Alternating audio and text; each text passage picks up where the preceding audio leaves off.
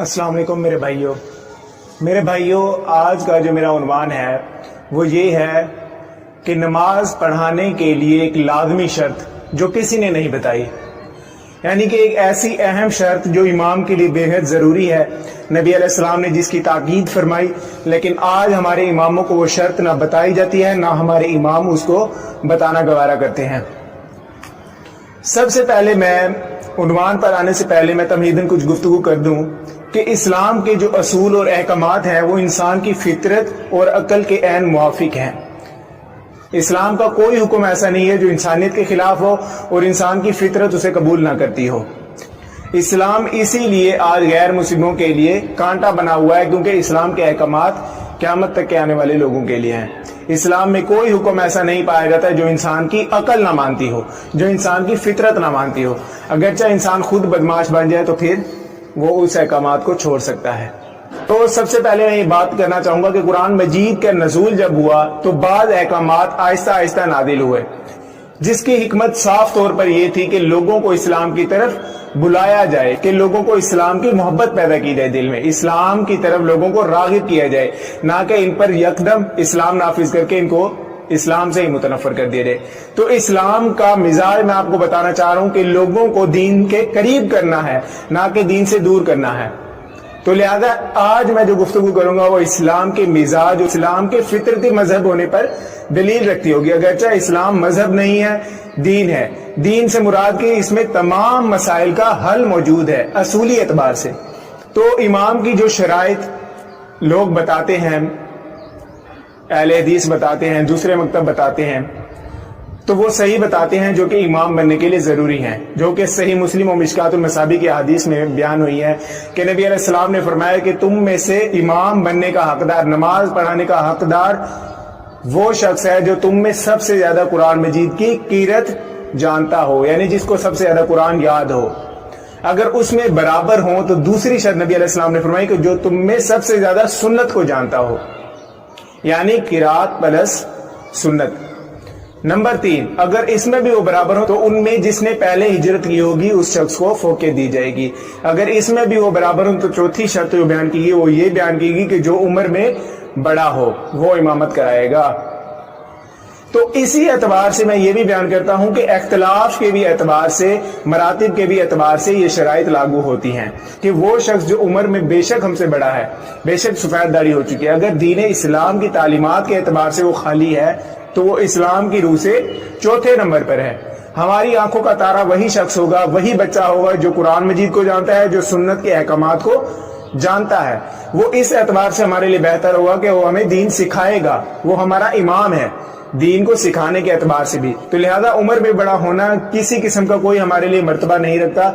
अगरचा अगर वो शख्स कुरान को भी जानता है, सुन्नत को भी जानता है और वो उम्र में बड़ा है तो वो हमारी आंखों का ताज है। इसी तरह बुखारी और मुस्लिम दोनों में हदीस है कि सैयदना मुआज़ बिन जबल रज़ी अल्लाह अन्हु ने नमाज पढ़ाई और सूरतुल बकरा की तिलावत शुरू की, तो उनके पीछे एक शख्स ने जमात को तोड़कर अलहदा अपनी नमाज पढ़ी और चला गया। तो लोगों ने, सहाबा ने उसके बारे में ये नजरिया रखा कि यह मुनाफिक था, क्योंकि उसने नमाज तोड़कर अलहदा अपनी नमाज पढ़ ली।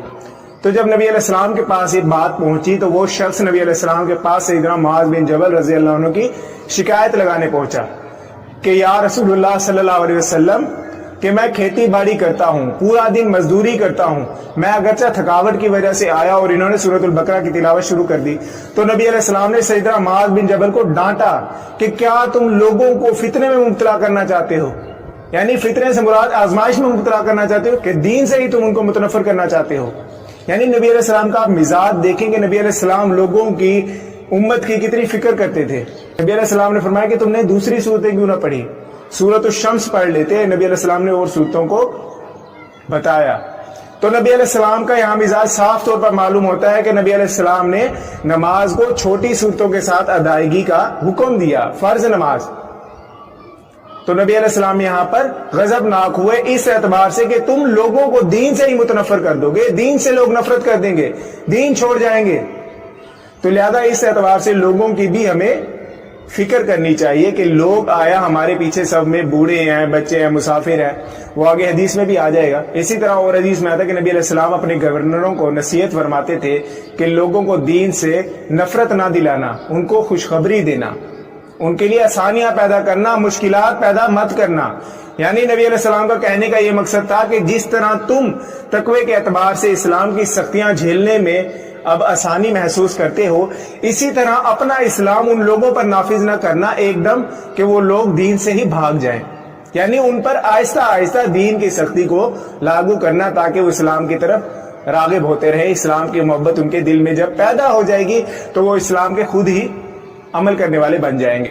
اسی طرح ایک صحابی عثمان بن ابی العاص بیان کرتے ہیں، بخاری میں بھی ہے، مسلم میں بھی ہے اور کئی کتابوں میں ہے، انہوں نے فرمایا کہ نبی علیہ السلام نے مجھے جو آخری وصیت فرمائی تھی، اپنے وفات سے پہلے جو مجھے وصیت فرمائی وہ یہ تھی کہ تم اپنی قوم کی امامت کرانا اور ہلکی نماز پڑھانا۔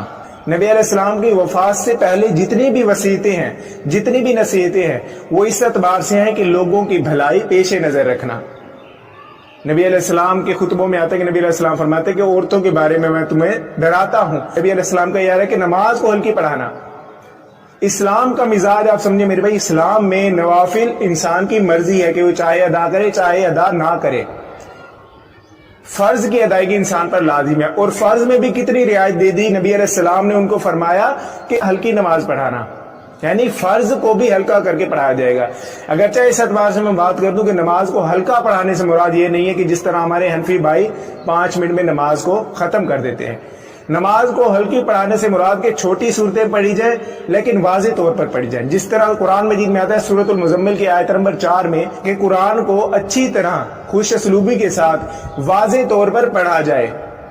تو لہذا قرآن مجید کو واضح طور پر پڑھا جائے گا، اگرچہ نماز مختصر کی جائے گی، واضح الفاظ میں پڑھا جائے گا، 10 منٹ لگ جائیں 15 منٹ لگ جائیں، فرض کی ادائیگی کے لیے اتنا ہی کافی ہے۔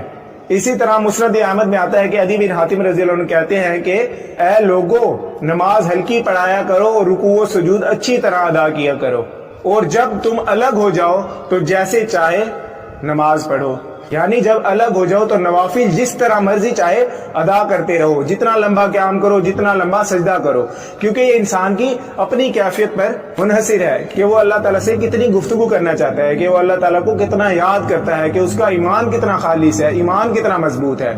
تو لہذا انسان علیحدگی میں نوافل میں لمبا قیام کر سکتا ہے، فرائض کی ادائیگی میں امام کو یہ لازم ہے کہ وہ نماز کو مختصر جتنا ہو سکے کرے۔ اسی طرح نہج البلاغہ میں بھی آتا ہے اور مسائل الشریعہ جو کہ اہل تشیع کی فقہ کی کتاب ہے اس میں بھی یہی آتا ہے کہ سیدنا علی علیہ السلام فرماتے ہیں کہ نبی علیہ السلام نے مجھے یہ وصیت فرمائی تھی کہ میں نماز ہلکی پڑھاؤں، کیونکہ نماز میں پیچھے بوڑھے بھی ہوتے ہیں، بچے بھی ہوتے ہیں، عورتیں بھی ہوتی ہیں، مسافر بھی ہوتی ہیں، حاجت مند بھی ہوتے ہیں، مریض بھی ہوتے ہیں۔ تو لہذا دوسرے لوگوں کے پیش نظر نبی علیہ السلام نے فرض نماز کو ہلکا پڑھنے کا حکم دیا۔ نبی علیہ السلام کی کتنی ہمدردی ہے، نبی علیہ السلام پر کروڑوں درود۔ نبی علیہ السلام ہمارے لیے مخلص ترین انسان تھے۔ نبی علیہ السلام کی شخصیت ہمیں اپنی جانوں سے، ہمیں اپنے ماں باپ سے بڑھ کر ہونی چاہیے، کیونکہ انہوں نے ہمارے دین میں آسانیاں پیدا فرمائی اللہ کے حکم سے۔ لیکن میں نے آج تک یہ نہیں دیکھا میرے بھائیوں، بڑے دکھ کی بات ہے کہ نبی علیہ السلام کی گئی صحابی کو وصیت وفات سے پہلے آج لوگ بھول چکے ہیں۔ نہ مقتدی امام کو یہ شرط بتاتا ہے، نہ ہی امام اس شرط کو لوگوں میں عام کرتا ہے۔ لوگوں کو دین سے بالکل متنفر کر دیا گیا ہے۔ اتنی رکعت نفل پڑھنا ضروری ہے، لوگ بالکل دین سے بیزار ہو چکے ہیں میرے بھائی، دلی طور پر اسلام سے نفرت کرنے لگے ہیں، اگرچہ انہوں نے اسلام نہیں پڑھا۔ میں اسی لیے کہتا ہوں کہ جو شخص اسلام کا علم رکھ لے وہ انسان اسلام سے محبت کرنے لگ جاتا ہے، کیونکہ اسلام میں آسانیاں ہی آسانیاں ہیں۔ لوگ اپنے اوپر فتویٰ لگائیں اسلام میں سختی کے اعتبار سے۔ نمازوں کو جمع کرنے کا حکم ہے تو نمازوں کو جمع کرنے کا بتائیں لوگوں کو۔ کہتے ہیں کہ الگ الگ پڑھنا افضل ہے، افضل ہے، ہم کہاں انکار کرتے ہیں، لیکن لوگوں کو اسلام کا مزاج بتائیں۔ جو لوگ نہیں پڑھ رہے وہ جمع کر کے پڑھنا تو شروع کریں۔ تو لہذا لوگوں نے، ان مولویوں نے، ان تنخواہ دار مولویوں نے دین کو اس قدر مشکل بنا دیا ہے کہ لوگ دین سے بھاگ گئے ہیں۔ اللہ تعالیٰ ان تمام لوگوں کو جنہوں نے دین کی اینٹ سے اینٹ بجا دیا، اللہ تعالیٰ ان کو نیست و نابود کرے، ان کو ہلاک فرمائے اور آخرت میں ان سے سختی سے حساب لے، آمین۔ آخری بات میں یہ کروں گا کہ اسی طرح بعض حدیث میں یہ بھی آتا ہے کہ نبی علیہ السلام نے پیشاب اور پخانے آنے کی صورت میں نماز کی ادائیگی سے منع فرمایا. اسی طرح نبی علیہ السلام نے یہ بھی فرمایا کہ جب تمہارے سامنے کھانا آ جائے تو کھانا کھا کر نماز ادا کرو. یہ اسلام کا ہی مزاج ہے میرے بھائی، جو کہ انسان کی فطرت اور انسان کی عقل کے عین موافق ہے کہ آج غیر مسلم اسلام میں دڑا دڑ داخل ہو رہے ہیں. اسلام سے محبت غیر مسلموں کو پیدا ہو رہی ہے، کیونکہ اسلام ہی وہ مزاج رکھتا ہے جو انسان کے مزاج پر بیٹھ سکتا ہے. اللہ تعالیٰ سے دعا ہے کہ اللہ تعالیٰ ہمیں اسلام کے مزاج کو سمجھنے کی اور لوگوں پر اس کو عیاں کرنے کی توفیق دے. آمین. جزاک اللہ.